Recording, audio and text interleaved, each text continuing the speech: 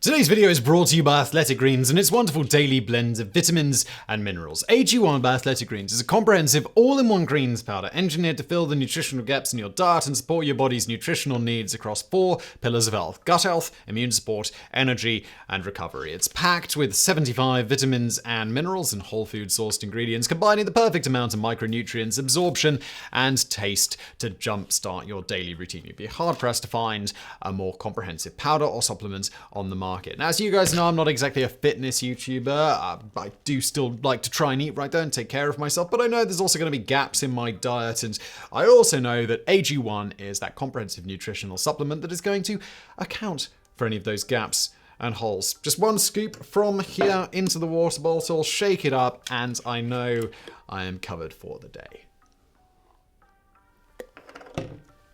Plus, AG1 is gluten-free, dairy-free, paleo, vegan, keto, low allergen, low calorie, and there's less than 1 gram of sugar per serving. One of the things I personally like about it is this sustained feeling of energy. This is my second one today. I already had one in the morning with coffee, and I do this for the camera. You're welcome.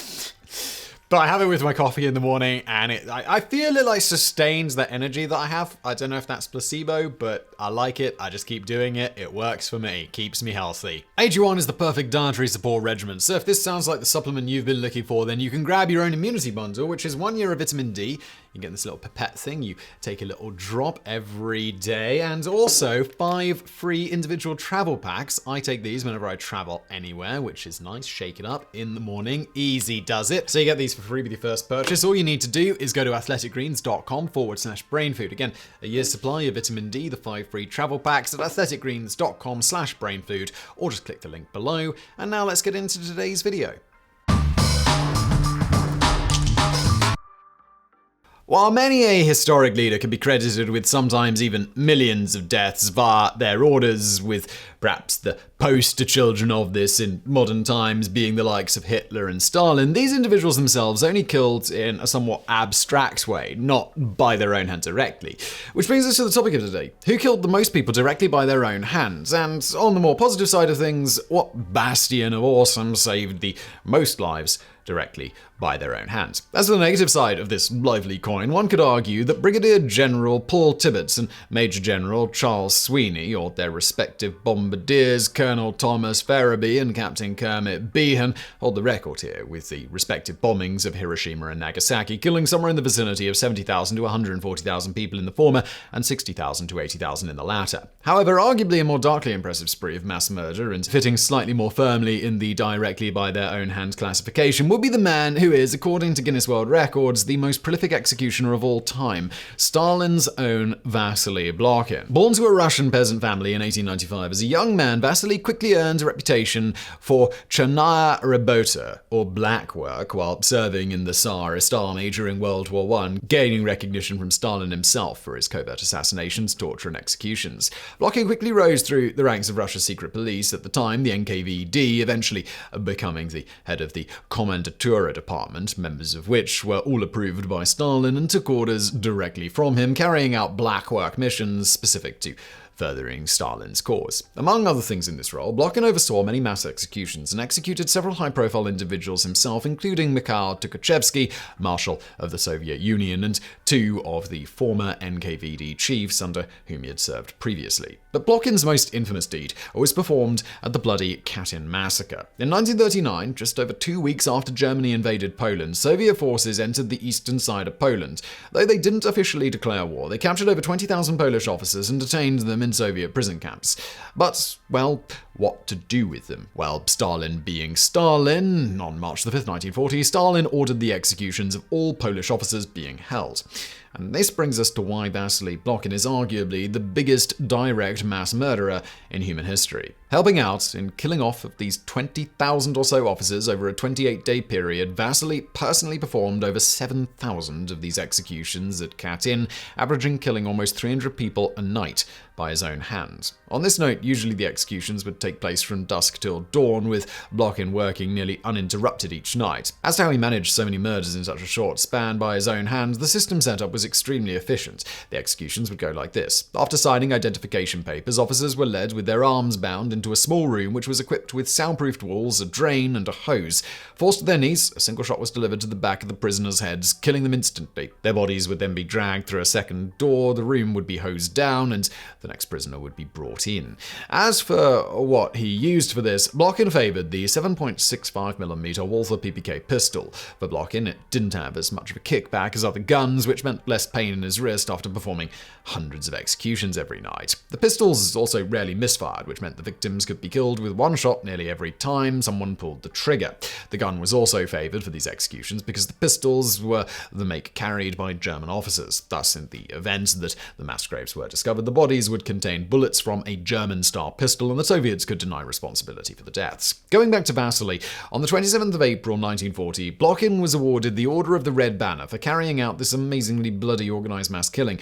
The order was traditionally given to military personnel who displayed exceptional courage, self-denial, and valour during combat. That said, given the Soviets didn't exactly want to advertise what Vasily had done, he was given the order secretly. On that note, in 1941, Stalin found himself in an alliance with the Polish government after the Germans invaded Russia.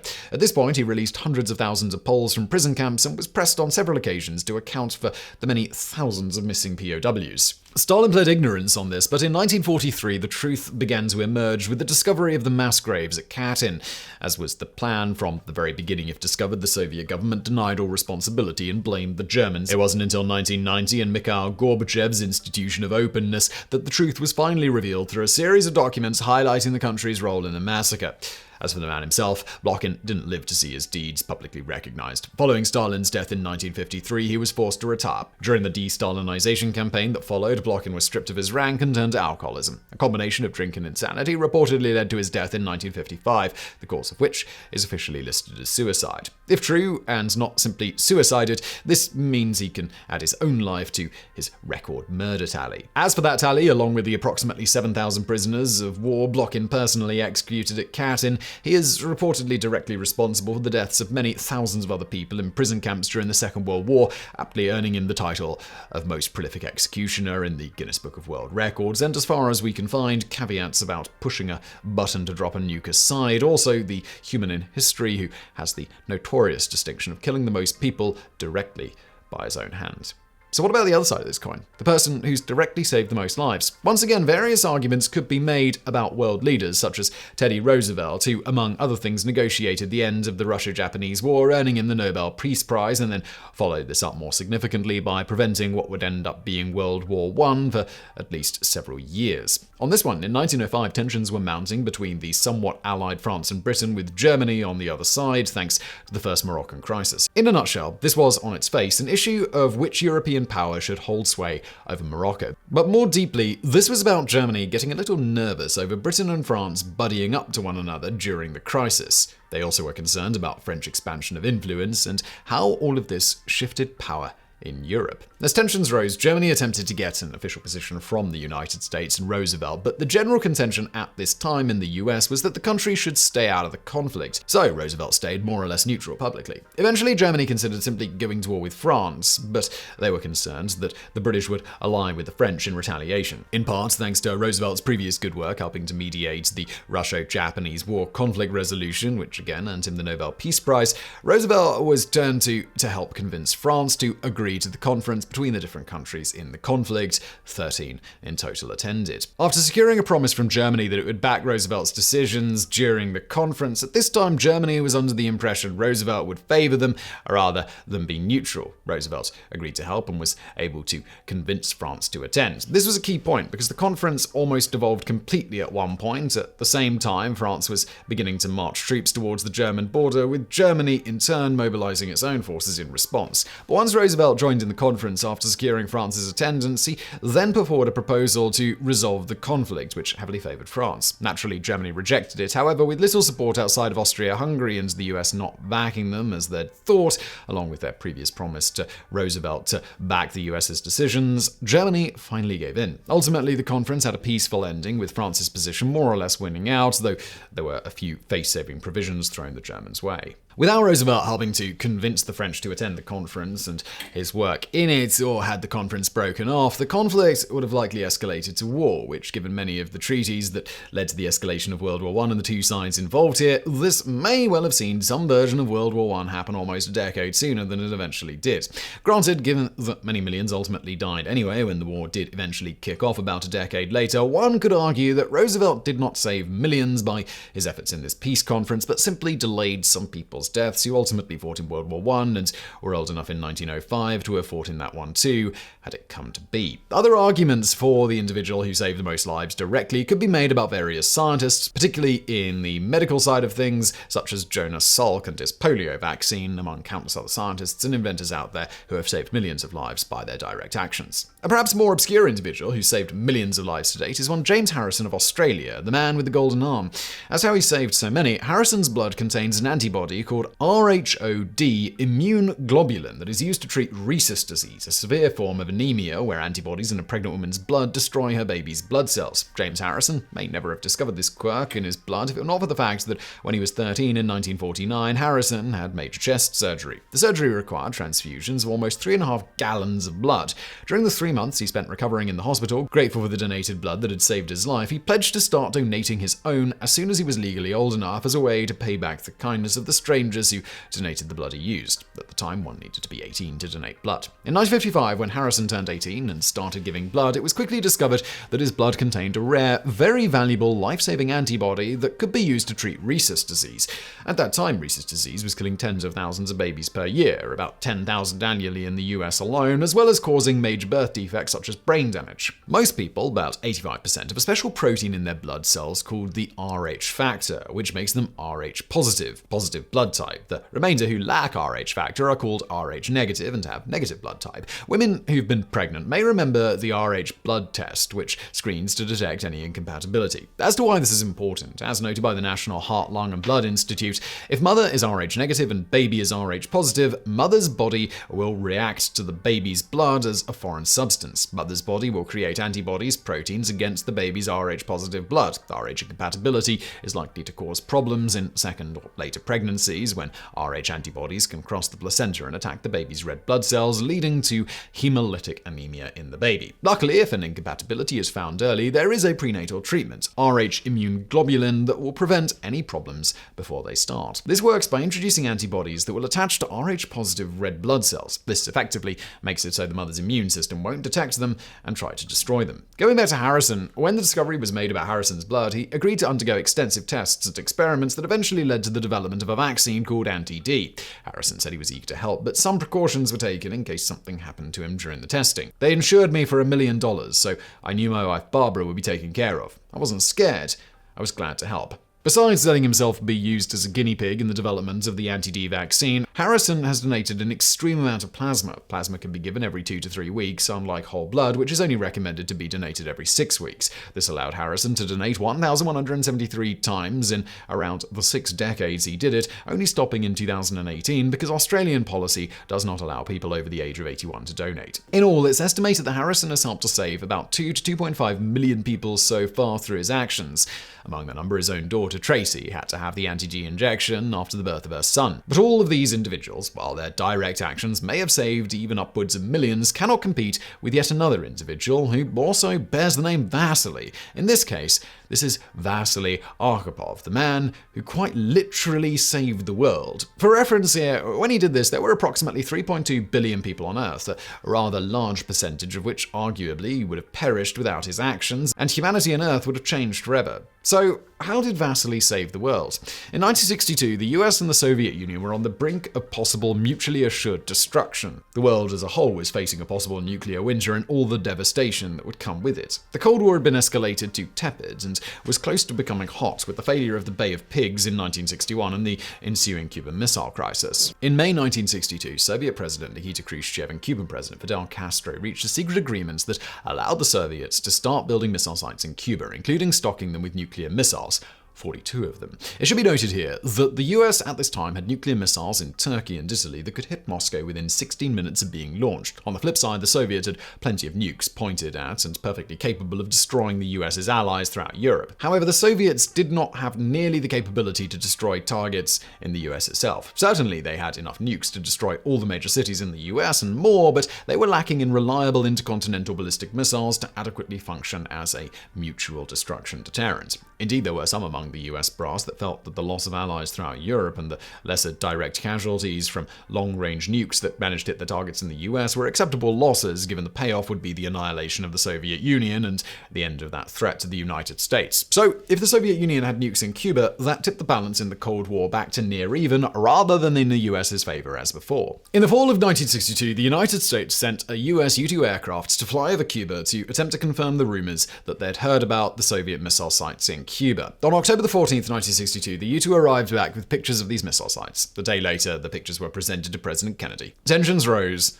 and alarms were sounded. And thus, on October 15, 1962, the 13-day ordeal that became known as the Cuban Missile Crisis began. This brings us to the man of the hour, Vasily Arkhipov. Arkhipov was born on January 30th, 1926, to a poor peasant family near Moscow, in the town of Staraya Kupovna. At the age of 16, he began his education at the Pacific Higher Naval School. Vasily saw his first military action as a minesweeper in the Pacific Theater at the tail end of World War II. In 1947, he graduated from the Caspian Higher Naval School and served on submarines in the Soviet Black Sea, Northern and Baltic fleets. In 1961, Vasily got his first taste of crisis management in an incident that, while extremely momentous, wasn't even close to what it helped with later. The first incident happened when Vasily was appointed deputy commander of the new K-19 sub, known today as the Widowmaker, thanks to the 2002 movie K-19 The Widowmaker, but in its day it was nicknamed by the Russians Hiroshima. The sub was one of the first Soviet nuclear submarines, which was also equipped with a nuclear ballistic missile. On the 4th of July 1961, as the sub was conducting exercises near Greenland, a major leak was discovered in the radiant cooling system. Since no backup cooling system was installed pre-sale, the reactor on the sub was in real danger of nuclear meltdown. In order to prevent a nuclear accident, unlike any the world had ever seen before, the captain of the sub sent workers into high radiation areas to build a cooling system on the spot. Every member of the sub did what they could to prevent the disaster, including Vasily, lending his engineering expertise to help contain the overheating reactor. The crew succeeded, but not before these workers and many on the crew developed radiation sickness. Every worker that was sent as first responders into the high radiation areas died within days. Due to this, a mutiny nearly erupted on board the K-19 sub. Vasily backed his captain in continuing the work and was eventually awarded a medal for his bravery in a time of crisis and for his loyalty to the Soviet Union. All of this, though, was a precursor to the day that he saved the world. After his time on the K-19 sub, Vasily was made second in command of the B-59, one of 4 attack submarines that was ordered to travel to Cuba on October 1st, 1962. The sub contained 22 torpedoes, one of which was nuclear, holding approximately the same yield as the bomb that was dropped on Hiroshima.